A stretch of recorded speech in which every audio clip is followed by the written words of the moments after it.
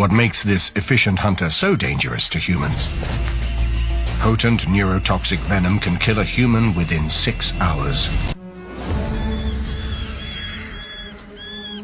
The migrating birds desperately need these last pools of fresh water.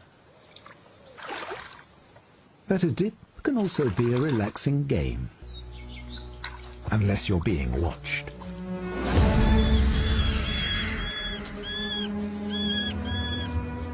The Milos viper has learned to hunt these migrating birds.